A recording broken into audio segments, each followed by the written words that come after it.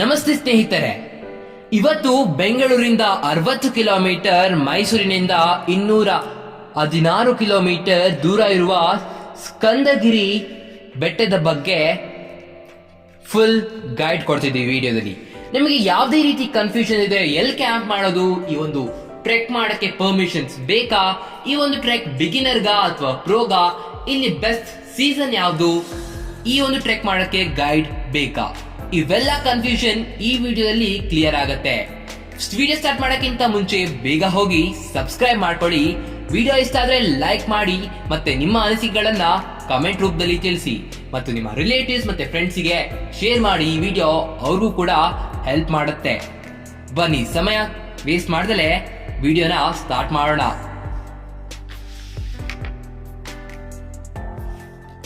ಪಂಚಗಿರಿಯಲ್ಲಿ ಒಂದಾದಂತಹದ್ದು ಸ್ಕಂದಗಿರಿ. ಪಂಚಗಿರಿ ಅಂದ್ರೆ 5 ಬೆಟ್ಟಗಳು. ಅದೇ ನಂದಿಗಿರಿ ಅಂದ್ರೆ ನಮ್ಮ ನಂದಿ ಹಿಲ್ಸ್, ಚಂದಗಿರಿ, ಸ್ಕಂದಗಿರಿ, ಬ್ರಹ್ಮಗಿರಿ ಮತ್ತೆ ಹೇಮಗಿರಿ. ಇದರಲ್ಲಿ ಆದಂತ ಒಂದು ಸ್ಕಂದಗಿರಿ ಇರೋದು ಚಿಕ್ಕಬಳ್ಳಾಪುರ ಡಿಸ್ಟಿಕ್ ಇಂದ. ಚಿಕ್ಕಬಳ್ಳಾಪುರ ಡಿಸ್ಟಿಕ್ ಅಲ್ಲಿ ಕಲವರಹಳ್ಳಿ ಅನ್ನೋ ಒಂದು ಪ್ಲೇಸ್ ಅಲ್ಲಿ ಇದು ಸ್ಥಾಪಿತವಾಗಿದೆ. ಅದಕ್ಕೆ ಇದನ್ನ ಕಲವರರ ದುರ್ಗ ಅಂತಾನು ಕರೀತಾರೆ. ಇದು ಚಿಕ್ಕಬಳ್ಳಾಪುರದಿಂದ ಬರೀ 3 ಕಿಲೋಮೀಟರ್ ದೂರದಲ್ಲಿ ಸ್ಥಾಪಿತವಾಗಿದೆ. ಸೊ ಇಲ್ಲಿ ಎಲ್ಲಾ ರೀತಿಯ ಟ್ರಾನ್ಸ್ಪೋರ್ಟ್ ಅವೈಲೇಬಲ್ ಇದೆ. ನೀವು ರೋಡ್ ಅಲ್ಲಿ ಬರೋದಾದ್ರೆ ನಿಮ್ಮ ಓನ್ ವೆಹಿಕಲ್ ಅಲ್ಲೂ ಕೂಡ ಬರಬಹುದು.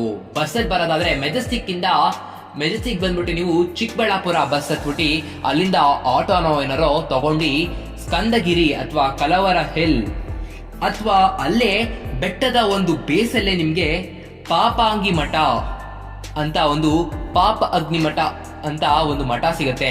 ಅದೇ ನಮ್ಮ ಟ್ರೆಕ್ಕಿಂಗಿನ ಸ್ಟಾರ್ಟಿಂಗ್ ಪಾಯಿಂಟ್. ಅಲ್ಲಿಗೆ ಆಟೋ ಮಾಡ್ಕೊಂಡು ಬರ್ಬೋದು. ಇಲ್ಲಿ ಟ್ರೈನ್ ಮೀನ್ಸ್ ಅಲ್ಲಿ ಕೂಡ ಬರ್ಬೋದು. ಚಿಕ್ಕಬಳ್ಳಾಪುರ ರೈಲ್ವೆ ಸ್ಟೇಷನ್ ಬಂದ್ಬಿಟ್ಟು ಅಲ್ಲಿಂದ ಆಟೋ ಮಾಡ್ಕೊಂಡು ಬರ್ಬೋದು ನೀವು. ಈ ಒಂದು ಟ್ರೆಕ್ ಮಾಡರೇಟಾ ಅಥವಾ ಈಸಿನಾ? ಎಸ್, ಈ ಒಂದು ಟ್ರೆಕ್ ಬಂದ್ಬಿಟ್ಟು ಮಾಡರೇಟ್ ಆಗಿರುತ್ತೆ. ಯಾವುದೇ ಒಬ್ಬ ಬಿಗಿನರ್ ಕೂಡ, ಒಬ್ಬ ಫಿಟ್ ಆಗಿರೋ ಒಬ್ಬ ಬಿಗಿನರ್ ಕೂಡ ಈ ಒಂದು ಟ್ರೆಕ್ ನ ಮಾಡಬಹುದಾಗಿದೆ. ಈ ಒಂದು ಪಾಪಾಗ್ನಿ ಮಠ ಒಂದು ಟ್ರೈಲ್ ನ ಫಾಲೋ ಮಾಡುತ್ತೆ. ಟು ದ ಟಾಪ್ ಗೆ ಒಂದು ಟ್ರೈಲ್ ನ ಫಾಲೋ ಮಾಡುತ್ತೆ. ಅಲ್ಲಿ ಫೋರ್ಟಿನ ಒಂದು ಮುರಿದೋಗಿರುವಂತಹ ಫೋರ್ಟ್ ನಿಮ್ಗೆ ಕಾಣಿಸುತ್ತೆ. ಇಲ್ಲಿ ಮೊದಲು ಒಬ್ಬ ಲೋಕಲ್ ರೂಲರ್ ಇರ್ತಾನೆ. ಆಮೇಲೆ ಟಿಪ್ಪು ಸುಲ್ತಾನ್ ಬಂದು ಇದನ್ನ ವಶಕ್ಕೆ ಪಡಿಸ್ಕೊಂಡಿರ್ತಾರೆ. ಟಿಪ್ಪು ಸುಲ್ತಾನು ಇದನ್ನ ಬ್ರಿಟಿಷರ ವಿರುದ್ಧ ಒಂದು ತಾಕತ್ ಆಗಿರುವಂತಹ ಫೋರ್ಟ್ ಆಗಿ ಯೂಸ್ ಮಾಡ್ತಾರೆ. ಇಲ್ಲಿ ಫೋರ್ಟ್ ಆಗಿರ್ಬೋದು, ಇದು ರೈಟಿಂಗ್ಸ್ ಆಗಿರ್ಬೋದು, ಎಲ್ಲ ಕೂಡ ಇಲ್ಲಿ ನೀವು ನೋಡ್ಬೋದಾಗಿದೆ. ಇಲ್ಲಿ ಒಂದು 18th ಸೆಂಚುರಿನ ಇಲ್ಲಿ ಒಂದು ಮರುಸೃಷ್ಟಿ ಮಾಡದಂತೆ ಮಾಡುತ್ತೆ ಒಂದು ಸ್ಕಂದಗಿರಿ.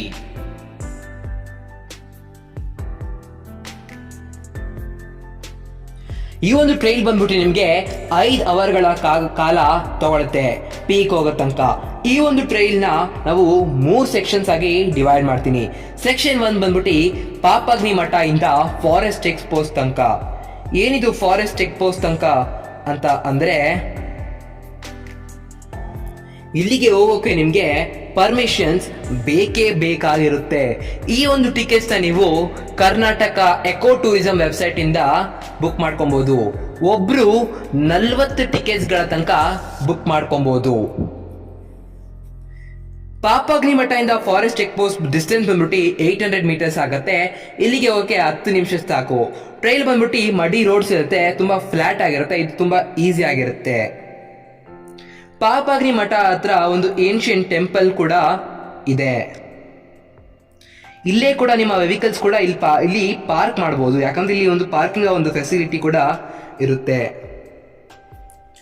ಒಂದ್ಸತಿ ನೀವು ಫಾರೆಸ್ಟ್ ಚೆಕ್ ಪೋಸ್ಟ್ ಗೆ ರೀಚ್ ಆದಾಗ ಅಲ್ಲಿ ನಿಮ್ಮ ಟಿಕೆಟ್ಸ್ ನ ತೋರಿಸ್ಬಿಟ್ಟು ಅಲ್ಲಿ ಇದು ಮಾಡಬಹುದು. ಅಲ್ಲಿ ಯಾವುದೇ ರೀತಿ ನಿಮ್ಗೆ ಕಾಂಟ್ಯಾಕ್ಟ್ ಟಿಕೆಟ್ ಕೊಡಲ್ಲ. ನೀವು ಹೋಗೋಕ್ಕಿಂತ ಮುಂಚೆನೆ ಟಿಕೆಟ್ಸ್ ನ ಬುಕ್ ಮಾಡ್ಕೊಂಡು ಇರಲೇಬೇಕು. ನೆಕ್ಸ್ಟ್ ಬಂದ್ಬಿಟ್ಟು ಸೆಕ್ಷನ್ 2 ಫಾರೆಸ್ಟ್ ಎಕ್ಸ್ಪೋರ್ಟ್ಸ್ ಇಂದ ರೆಸ್ಟ್ ಪಾಯಿಂಟ್ 1 ತನಕ. ಇದು ಬಂದ್ಬಿಟ್ಟು 1 ಕಿಲೋಮೀಟರ್ 100 ಮೀಟರ್ ಇರುತ್ತೆ. ಟ್ರೆಕ್ ಡ್ಯೂರೇಷನ್ ಬಂದ್ರೆ 50 to 60 ಮಿನಿಟ್ಸ್ ಆಗುತ್ತೆ.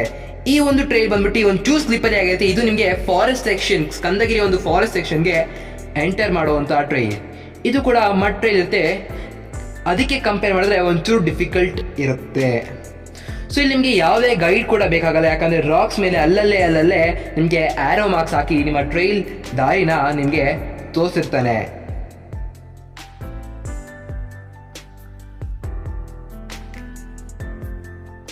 ಕೆಲವೊಂದು ಕಡೆ ಈ ಒಂದು ಟ್ರೈಲಲ್ಲಿ ತುಂಬಾ ಸ್ಟೀಪ್ ಆಗಿರುತ್ತೆ. ಇದು ಅಕಸ್ಮಾತ್ ನೀವು ಯಾವಾಗಾದ್ರೂ ಮಾನ್ಸೂನ್ ಟೈಮಲ್ಲಿ ಹೋದರೆ ತುಂಬಾ ಸ್ಲಿಪ್ಪರಿ ಆಗಿರುತ್ತೆ. ಸೊ ನೀವು ಬೆಸ್ಟ್ ಯಾವ್ದಾದ್ರು ಸ್ಪೋರ್ಟ್ಸ್ ಶೂಸ್ ಹಾಕೊಳ್ಬೇಕು.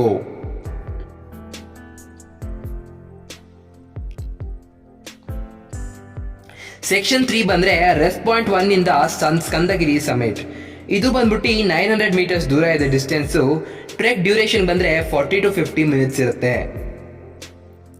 ಇದು ನಮ್ಮ ಫೈನಲ್ ಸೆಕ್ಷನ್ ಆಗಿರೋ ಟ್ರೆಕ್ ಇಂದ, ಹಾಗಾಗಿ ಇದು ತುಂಬಾ ಡಿಫಿಕಲ್ಟ್ ಆಗಿ ಸ್ಟೀಪ್ ಆಗಿದೆ. ಸೊ ಇಲ್ಲಿ ಬೆಸ್ಟ್ ಎಕ್ವಿಪ್ಮೆಂಟ್ಸ್ ಜೊತೆ ಟ್ರೆಕ್ಕಿಂಗ್ ಶೂಸ್ ಜೊತೆ ಬನ್ನಿ ಅಂತ ನಮಗೆ ಒಂದು ಸಲಹೆ ಕೊಡ್ತೀನಿ. 20 ನಿಮಿಷ ಆದ್ಮೇಲೆ ಈ ಒಂದು ಫಸ್ಟ್ ರೆಸ್ಟ್ ಪಾಯಿಂಟ್ ಇಂದ ಸ್ಕಂದಗಿರಿ ಸಮಿಟ್ 20 ನಿಮಿಷ ಆದ್ಮೇಲೆ ನಿಮ್ಗೆ ಅಲ್ಲಿ ಒಡೆದೋಗಿರುವಂತಹ ಫೋರ್ಟ್ಸ್ ಮತ್ತೆ ರೈಟಿಂಗ್ಸ್ ಕೂಡ 18th ಸೆಂಚುರಿನ ಅಲ್ಲಿ ಮರು ಸೃಷ್ಟಿಸುತ್ತೆ. ಹಂಗೆ ಸ್ವಲ್ಪ ದೂರ ಹೋದ್ಮೇಲೆ ಅಲ್ಲಿ ಕಲ್ಲಿನ ಒಂದು ಮೆಟ್ಲು ಕಾಣಿಸುತ್ತೆ. ಅಲ್ಲಿ ಒಂದು 18th ಸೆಂಚುರಿಯ ಒಂದು ಸ್ಟ್ರಕ್ಚರ್ಸ್ನ ನಿಮಗೆ ಅಲ್ಲಿ ಕಾಣ್ಬೋದಾಗಿದೆ. ಅಲ್ಲಿ ಏನ್ಷಿಯಂಟ್ ಟೆಂಪಲ್ಸ್ ಆಗಿರ್ಬೋದು, ಅಲ್ಲಿ ಸುತ್ತ 5 ಬೆಟ್ಟಗಳ ಒಂದು ವ್ಯೂ ಕಾಣಿಸುತ್ತೆ. ನಂದಿಗಿರಿ ಮತ್ತೆ ಇನ್ನ 4 ಬೆಟ್ಟಗಳ ಒಂದು ವ್ಯೂ ಸ್ಕಂದಗಿರಿ ಸಮಿಟ್ ಇಂದ ಕಾಣಿಸುತ್ತೆ. So full Chikkaballapura town. ಇದು ಈ ಒಂದು ಟ್ರೆಕ್ ಮಾತ್ರ ಸಖತ್ತಾಗಿರುತ್ತೆ ಅಂತ ಅಂತೀನಿ. ಇದು ಅದರ ಒಂದು ಸನ್ರೈಸ್ಗೆ ತುಂಬಾ ಫೇಮಸ್ ಆಗಿರುವಂತಹ ಟ್ರೆಕ್ ಕೂಡ ಆಗಿದೆ. ಮತ್ತೆ ನೀವು ಟ್ರೆಕ್ ಡೌನ್ ಅಂದರೆ ಡಿಸೆಂಟ್ ಮಾಡ್ಬೇಕಾದ್ರೆ ಒಂದು ಎಚ್ಚರಿಕೆ ಇರಲಿ. ನೀವು ಯಾವತ್ತೇ ಆಗಿದ್ರು ಡಿಸೆಂಟ್ ಮಾಡ್ಬೇಕಾದ್ರೆ ನೀವು ಸ್ಲಿಪ್ ಆಗೋ ಚಾನ್ಸಸ್ ತುಂಬ ಇರುತ್ತೆ ನೀವು ಮಳೆಗಾಲದಲ್ಲಿ ಬಂದರೆ. ಸೊ ನಿಧಾನಕ್ಕೆ ಕೇರ್ಫುಲ್ ಆಗಿ ಡಿಸೆಂಟ್ ಮಾಡಿ. ನೀವೇನಾದ್ರೂ ಟ್ರೈಲಿಂದ ಆಚೆ ಹೋದ್ರೆ ಇಲ್ಲಿ ನೀವು ಕಳೆದೋಗೋಂಥ ಒಂದು ಚಾನ್ಸಸ್ ತುಂಬಾ ಇದೆ. ಹಾಗಾಗಿ ನೀವು ಅದೇ ಪಾತ್ ಆರೋ ಮಾರ್ಕ್ನೆ ಫಾಲೋ ಮಾಡ್ಕೊಂಡು ಟ್ರೈಲಿಂದ ಡಿಸೆಂಡ್ ಆಗಿ ಅಂತ ಹೇಳ್ತೀನಿ.